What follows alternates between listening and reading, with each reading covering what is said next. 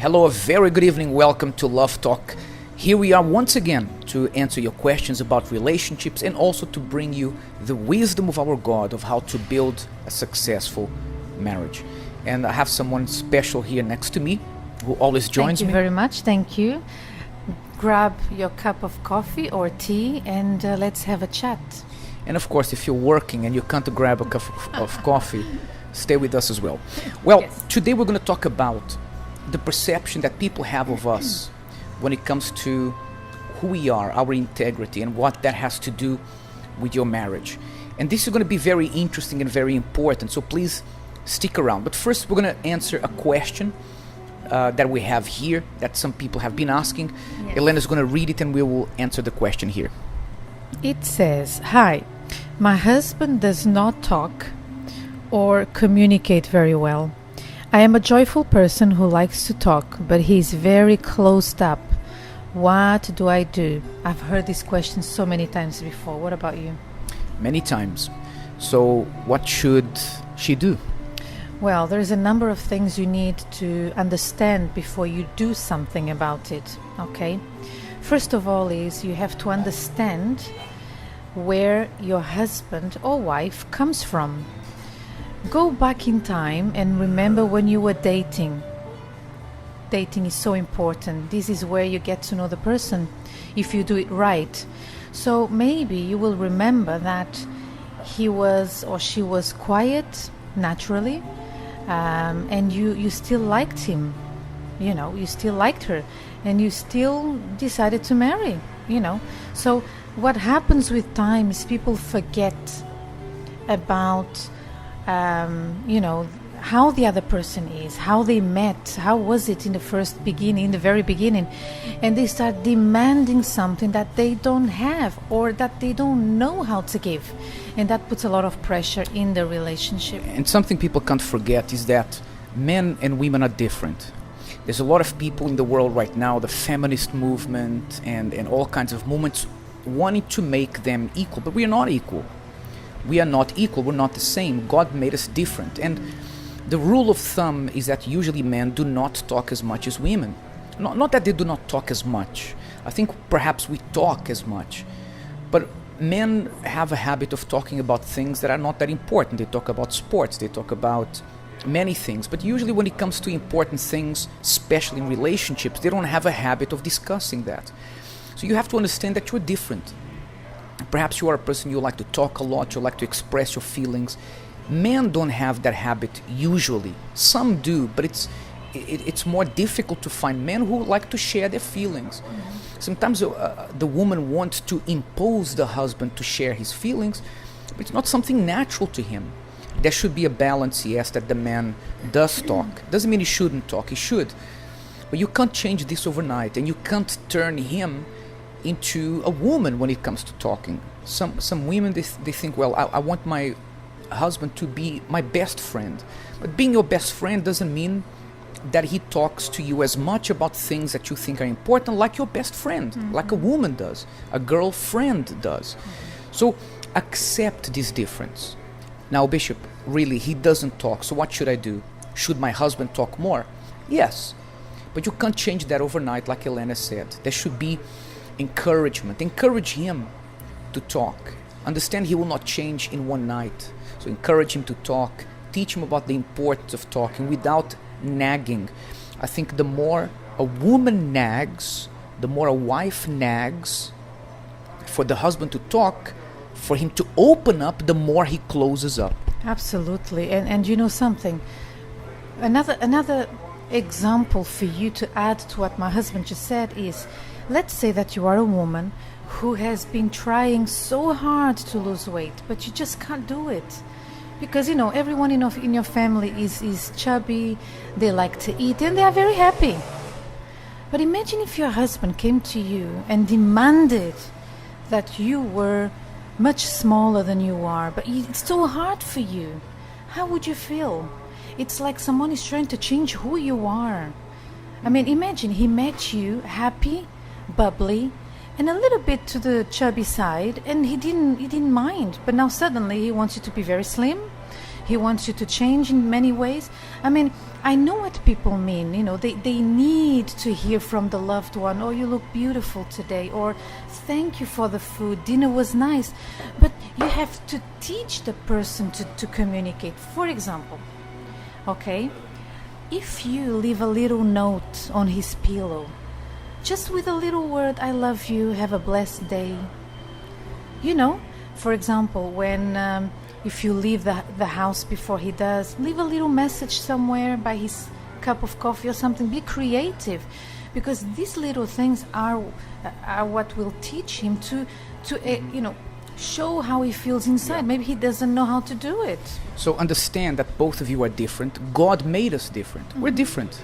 We don't talk, we talk about things, but there's a difference. I'm a man, she's a woman. Understand that difference. And if there is really a need that he does communicate more, then motivate that happening without nagging, without pushing, and that will naturally happen. Okay? And I hope that answered your question. I know many people have this problem. So we're going to do something. We're going to listen to a song, a beautiful new song. We always have a new song in this program. When we come back, we're going to talk about tonight's topic. And I think when we explained it to you, perhaps you didn't understand. But I think that the vast majority of people, especially those who work abroad, they fall into this category. You will want to learn what we're going to talk about tonight.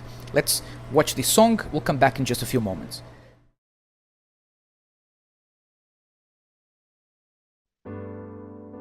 This alabaster jar is all I have of worth. I break it at your feet, Lord. It's less than you deserve. You're far more beautiful, more precious than the oil, the sum of my desires and the fullness of my joy. Like you spilled your blood, I spill my heart as an offering to my King. Here I am, take me as an offering.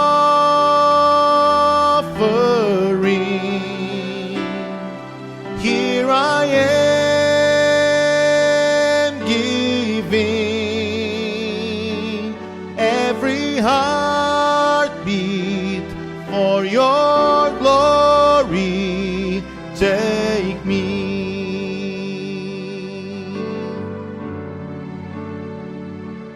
Take me. This time that I have left is all I have of worth.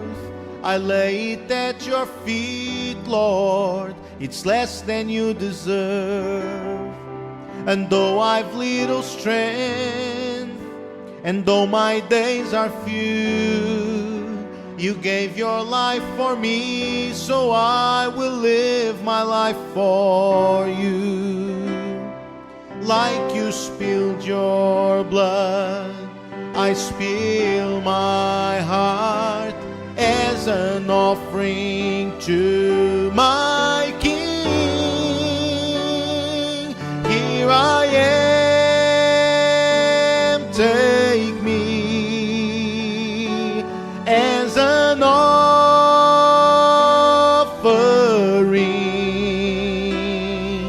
Here I am, giving every heartbeat for your glory. Take me.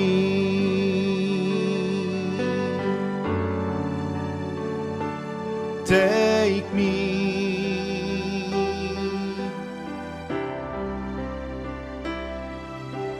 Worthy, worthy, you are worthy, worthy is the Lord. Worthy, worthy, you are worthy, worthy is the Lord. Worthy, worthy, you are worthy, worthy is the Lord.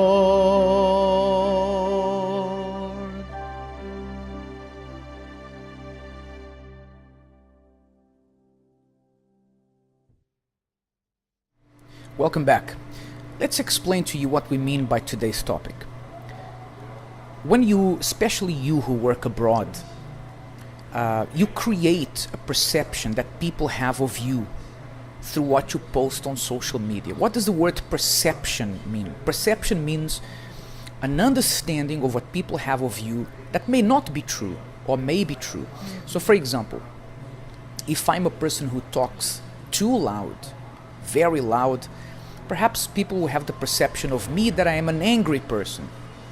I'm always angry. It may not be true, it may just be the way I talk, but it's the perception.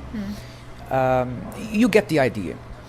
What happens to a lot of people who go abroad is they forget that people who stay behind in their country, their family, their children, the husband, the parents, brothers and sisters, they're not with you where you work. And so everything you post online creates a perception of what you're doing. It may not be what you're really doing, but it creates a perception. For example, you're a married woman, you go to work abroad, and you have a habit of posting a lot of pictures with male friends. They may just be your friends, even though we have said in this program before, there is no such thing as friendship between men and women. That always develops into something else. But you may think, this person is just my friend, and you post a lot of pictures. But the people back home who watch your Facebook page, there's no explanation to who these people are. All they see is you posting pictures, like this, with this male friend and so on. But the person doesn't know. You are creating a perception that will put doubts in the back of people's mind in the country where you live. So sometimes the wife is at home, the husband is working abroad, but then she sees pictures of him with ladies in parties, in the park, whatever, and he may say he's not doing anything wrong, but he's creating a perception that something's going on, and the wife is going to start having questions. Hold on, why is he taking pictures with these women? Why is he playing games with these women, videos with these women? You may not be doing anything wrong, but it creates a perception. That's where a problem starts to arise in the marriage. Yes, absolutely. You create an image of something that is not happening, but it makes your family feel insecure about you. Even your children will look and say, "Oh, does mom have a boyfriend? But dad is here." Children, they don't understand things. And children and adults. If it happens with both. Yes, of course, but that is so obvious. I thought of mentioning the kids because sometimes the kids, the kids of nowadays, they grow up with social media. Grabbing a tablet and a phone, so they see mommy and daddy. Oh, daddy, mommy has a boyfriend. And it's not true. So, when someone decides to, and this also, by the way, applies to those who are not working abroad, those who are together, but they have different jobs. And for example, we had Christmas not long ago, and maybe the person exceeded herself in the Christmas party, taking selfies, drinking a little bit too much, and taking selfies with the boss and all those people who, and when the family sees that, of course it creates jealousy, and then people complain, Pastor, Bishop, what do I do? My wife is very jealous. They don't trust me. They don't trust me. And there are cases that are so extreme that they even think, she's having an affair or he's having an affair. I'm going to do the same. And I think right now there are people thinking like this. Well, in that case, I will do the things that I normally do, but I will not post it online. Well, it's the same thing. It's the same thing. Because you need to understand, look, picture this scenario. Whether you're a man or a woman, doesn't matter. We're talking to both. And you're working abroad. And then you start, you're alone. Your partner, your husband or wife is not there with you. You feel alone. You start building this friendship with someone. But because of your loneliness, there will always be the suggestion on the back of your mind to do something you shouldn't be doing. So in order to prevent yourself from falling into this trap, what should you do? Focus on your work, on your family, on your career, and above all, your relationship with God. Mm-hmm. And always remember, and actually, many people right now may think, well, I'm single, so this doesn't apply to me. It also applies to you. Because you always have to ask yourself this question. If I post this, or if I do this, maybe you're not going to post it, but if you do something, if you go somewhere, what is the perception people will have of you? Maybe you're not going to go there and do anything wrong, but the environment is not good for you. If someone sees you there, that's not the environment of a person who's supposed to be Christian. So maybe you're going to get together with some people in the park. The people who will be with you in the park will be drinking, will be loud. Maybe you are not going to drink, but just the fact that you're there, the perception you are giving of people is of one who is also drinking. Mm-hmm. When we give our life to the Lord Jesus, we have to zeal after our testimony. Not the testimony of financial life or of marriage, but the testimony of your character. If you're not careful with that, then your word starts having no value.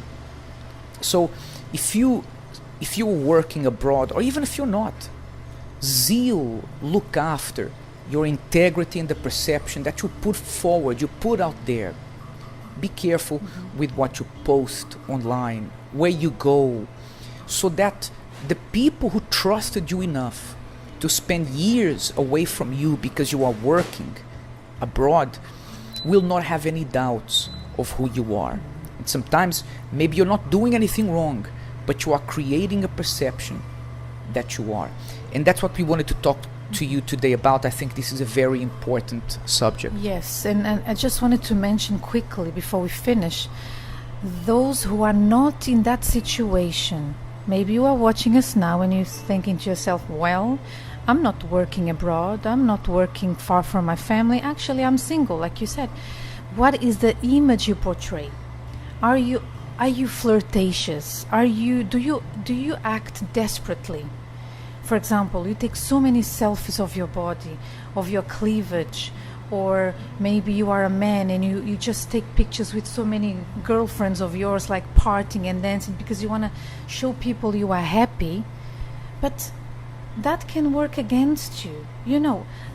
Please correct me if I'm wrong, but one thing is to have fun. This is what I hear people say, okay? But when people want to find someone to marry, they are much more selective. So if they see photos of you in a not so behaved manner, they will not see you as marriage material. Do you understand what I mean? And I want to set a challenge here to them, Elena, to you. You know what you should do? If you really value the perception that people have of you as a person of God, you consider yourself a person of God. You say to your friends you are a woman of God, a man of God. If that's really true, then do an X-ray of your social media. Do an X-ray of your social media in the past and what you put there from now on. And everything that creates a negative perception of who you are as a person of God, then get rid of it. And only keep things that will show people that you are a person of integrity, a person of God, a person who zeals after your character. That's what we wanted to speak to you about tonight. We see that this is a problem that happens a lot, and we hope that today's program has helped you. and that you will take on the challenge to clean up your life, your social media, from things that create a negative perception. Right now, we're going to start spring soon. Spring will soon arrive. And in England, usually in spring, they do this thing called spring cleaning. They go to their house and they do a thorough cleaning of the house. They move furniture, move everything, clean. Give things away, you know. They give things away that they don't want, clean under the furniture, under the bed, everywhere. A spring cleaning. Do that with your social media. And from today on, everything you put out there, you should ask yourself, what is the perception that I'm creating? Okay? And also the kind of friends you have on your list of friends. Exactly. Maybe it's time to remove some. Do a spring cleaning of your so-called friends. All right? We hope that tonight's program has been helpful, and be encouraged right now by this testimony. Following this, the program Miracles Can Happen with Bishop Flavio. Don't forget to send us your questions. You can send them directly to us on Messenger, or leave them here in the comment section below of our program. Until next time, God bless you. Bye-bye. I just wanted love, if that makes sense, but I just never knew what it was. I never understood it. I just always felt that something was missing from a very young age. My father left when I was 1, which made me despise my mum. My brothers used to do sexual things with me at the age of 4. Going into like primary school, I used to be bullied. I was kind of like the outcast kid. When I got to high school, especially in year 9, is when things took a really bad toll for me. A new girl that came to our school introduced me to her batch of friends. They were involved in antisocial behavior. They were involved in like drugs. They would try force themselves sexually with me, and I was raped in my own living room. That's when my mindset, everything inside of me changed. It's like I was crying out for help. When I got to the age of 17, my relationship with my family was broken down. I would always be out with these people that I thought were my friends, smoking weed, drinking. I also then got into 2 relationships, and both of them were abusive. I used to cut my wrists, go to the hospital a lot. I used to even go to hospital just so that I can drift away.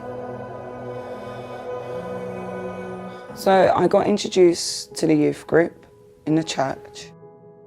It was for 7 months I was here. God told me to let go of my love life, let go of a relationship that I was holding on to, but I didn't understand why I had to let it go. And I left. But when I left, I didn't want to leave. I left because I just didn't know how to handle the situation with my love life. That's when things got worse. I will club every week, drinking, doing the most. The time when I left the church is actually when my last abusive relationship became worse. I was strangled in my own house, and I was just on the floor, and his hands were so tight across my neck, so tight I can feel it. Even after his hands were off, after the police came, when I was in the hospital, I know I could have died that day. And I stayed in those relationships because, why? I wanted love. I would do anything for love. When I was going counselling, I remember sitting down in a counselling session, and a thought came to my mind saying, you're not supposed to be here, Shanamai. Do you really think this counsellor's going to help you? Come back to church. It was so weird. I wasn't even listening to the woman anymore because she was asking me questions, and then my mind went to a whole other place. I remember wanting to come back, so nobody messaged me saying, oh, come back, Shami. No, this was me by myself making a decision, saying, I'm tired. I was tired of being used by guys. I was tired of, letting the past haunt me. I was tired of looking for attention from other people. I was just sick of my life. I couldn't see my future anymore. And I knew that the only place that can help me was coming back to the church. I remember I spoke to one of the pastors and I said, look, I want to take my faith with God seriously. And I just started seeking God. I just sought like I never before. And then through that, I started coming back. You know, it's like God gave me the strength to come back. Then at a women's meeting, I received the Holy Spirit. It was amazing, the best thing of my life. That's when I received love. I can't even find a word to how great life is right now. I've got peace, don't have depression anymore. You know, I love myself. The past doesn't haunt me. I have a career job. Not many young people can say this. Life is wonderful. God has blessed me.